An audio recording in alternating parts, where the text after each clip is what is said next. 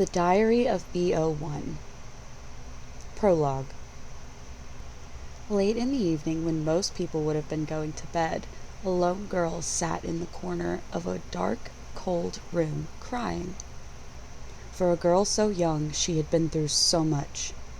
Being dragged through cold, dreary offices, to have test after test run, brain scans, blood work, physical exams, each one pushing her closer and closer to her breaking point. She wasn't allowed to see anyone outside of doctors and caretakers, so she was quite lonely. This night, however, was different. Barely heard over the sniffles were hurried, heavy footsteps. There was a quick beep from the keypad by the door. She wiped her eyes and looked toward the door to find her favorite person in this whole tiny world of hers standing with his arms open. He had a very urgent look on his face. "Bebby, we have to go. Now," the man said. Bebby knew when Papa said something, he meant it. She didn't hesitate to run to him. He scooped her up, and they dashed off down the hallway. From somewhere in the distance, she could hear some security guards yelling things at each other. Suddenly, red lights started flashing, and a horribly loud alarm began ringing through her ears. The real cause for the alarm was her phone, blaring at her that it was time to wake up. She groaned and swiped the alarm away.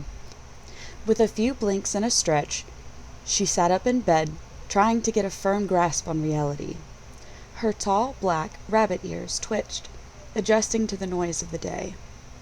She was still in her tiny house, way in the middle of nowhere. The town they lived in was small enough that they could lay low, but big enough that nobody really asked questions about them. Bebby slid into her slippers and threw a hoodie over her PJs. She pulled her long black hair out of her shirt and stretched. A yawn escaped her as she made her way down the stairs to wake up Papa. She walked into his room and knocked on the door. When he didn't answer, she rolled her eyes with a knowing smile and headed downstairs to the spare room. She opened the door and walked into his study, of sorts. There were papers and books and various pieces of equipment all over the place. He was laid over his desk, exactly where she knew he would be. She walked up to him and gently shook him. "Come on, you good little worker bee. It's time to wake up," she chuckled. He murmured something about sleeping a little longer, but she shook her head. "Nope, you're already going to be hurting having slept like that. The sooner you get up and move around, the better you'll feel," she said, patting him on the shoulder. She walked out the door, letting him wake up some, and went back upstairs to start coffee for him. Not long after, he emerged from his office, rubbing the sleep out of his eyes.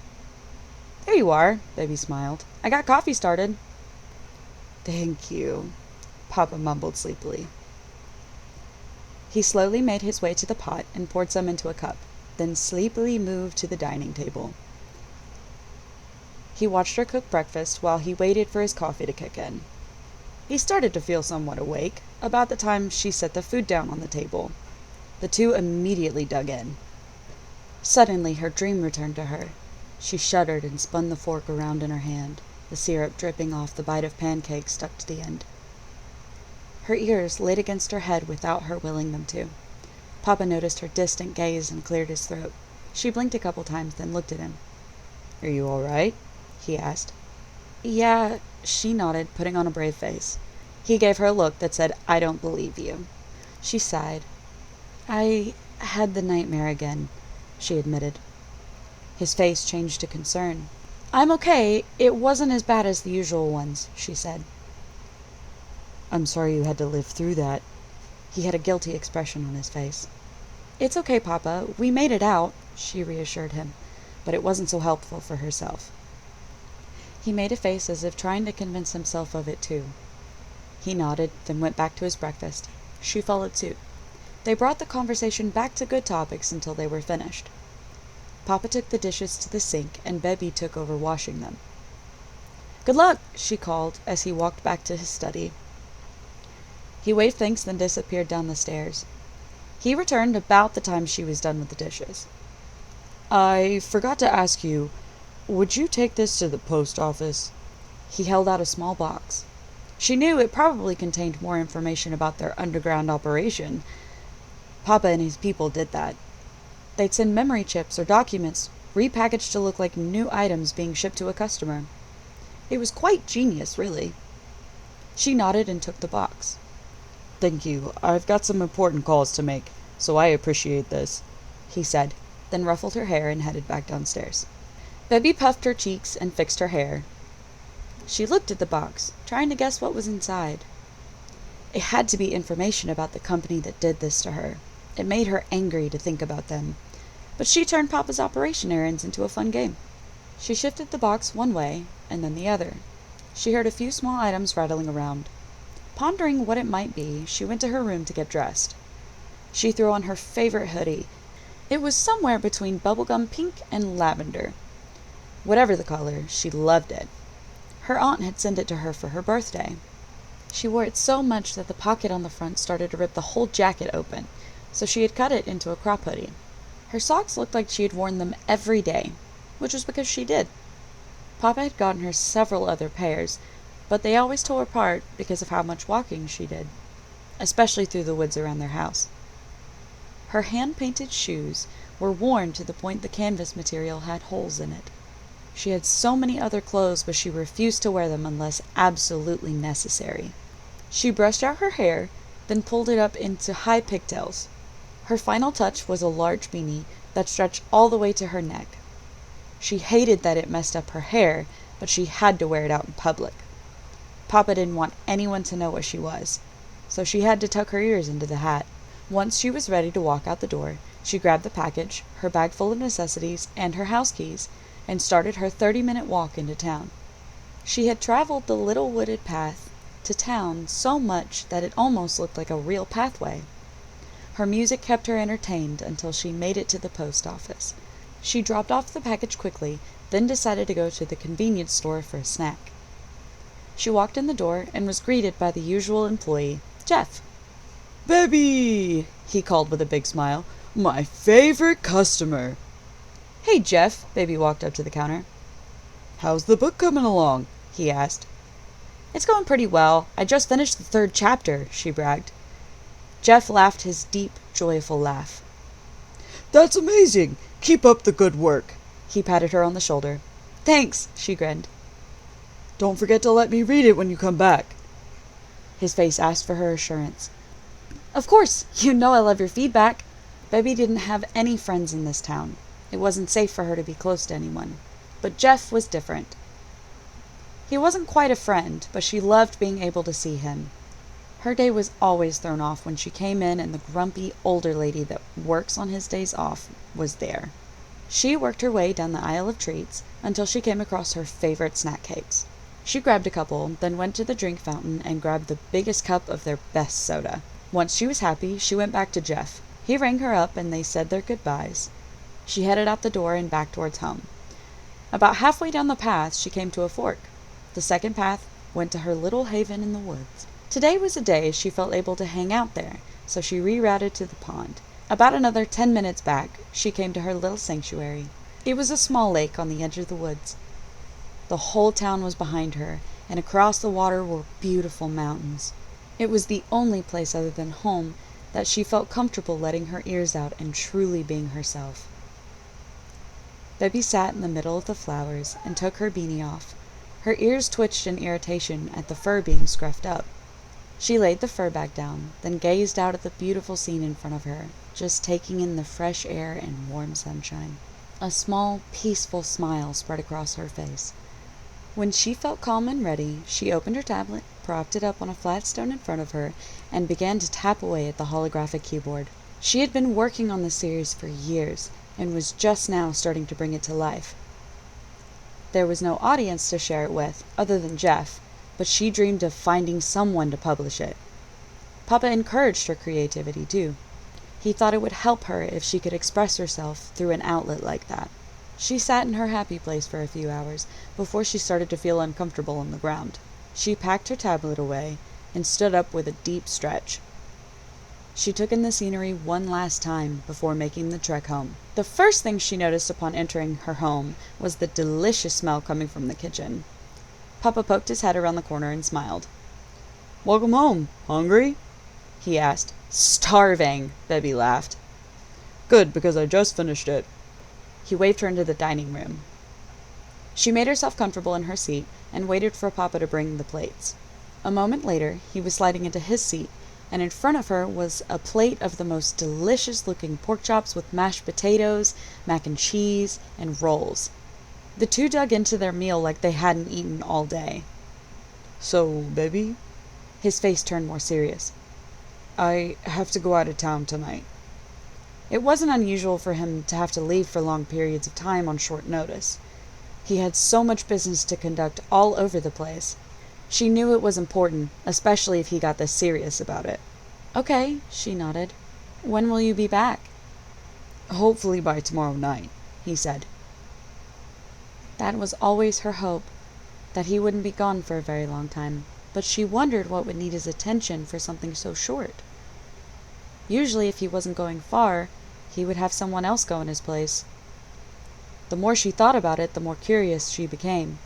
But she knew she couldn't ask too many questions. The less she knew, the better. "That's good. I'll make sure to have dinner ready," she smiled. "Thank you," he nodded. When they were finished with dinner, he double-checked his bag to make sure he hadn't forgotten anything. With a nod and a hug to Baby, he left. She decided that she was going to play some of her games until she felt tired. Her sleep was rough that night. She never slept well when Papa wasn't there. Her anxiety made her paranoid. But she was able to cope through it most of the time. The next day, she filled her time doom-scrolling on her phone, games, and more writing.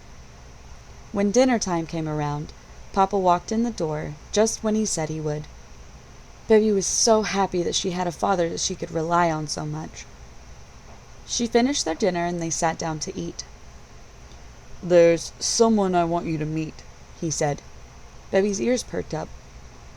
He almost never let her meet any of his coworkers, if you could call them that. "Yeah?" she asked, trying not to show how excited she was. He smiled knowingly. "Yeah, I think it would be good for you," he nodded. She smiled brighter than she had in a while.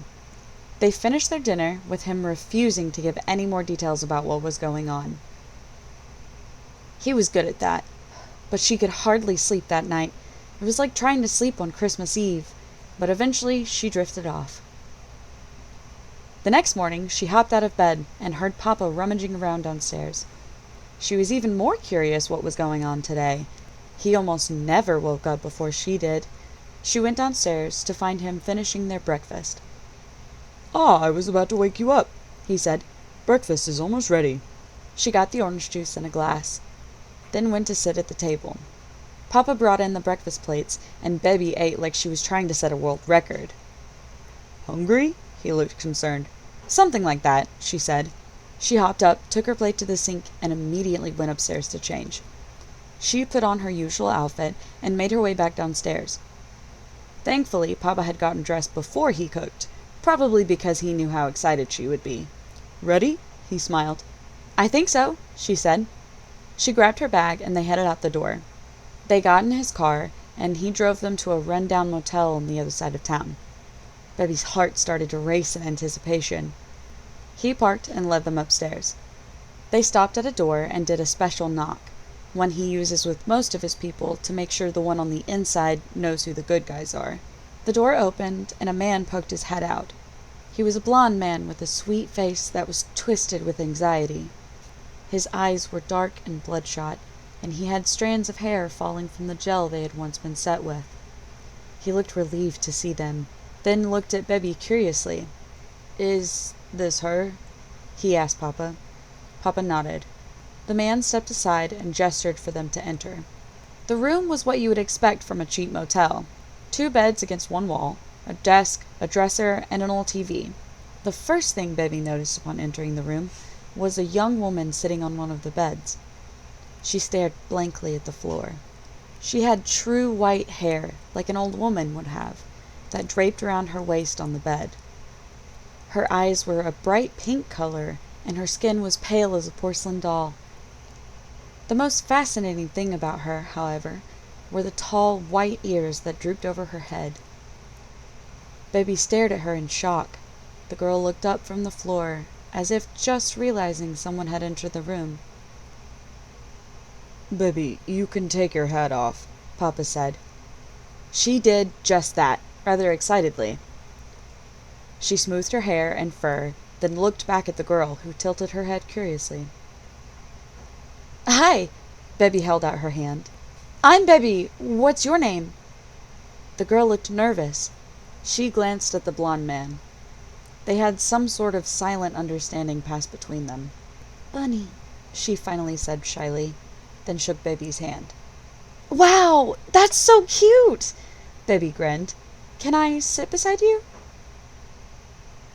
Bunny scooted to one side, then pulled her frizzy hair over the opposite shoulder. She looked at Bunny, having 100 questions, but not sure where to start. So, she pondered, what brought you here? How did you get involved with my papa? Bunny sat quietly for a moment. Her gaze had fallen back to the floor. She blinked a couple of times, then looked up to Bebby. It's a long story, she said. I don't care. I'll listen to the whole thing, Bebby said excitedly.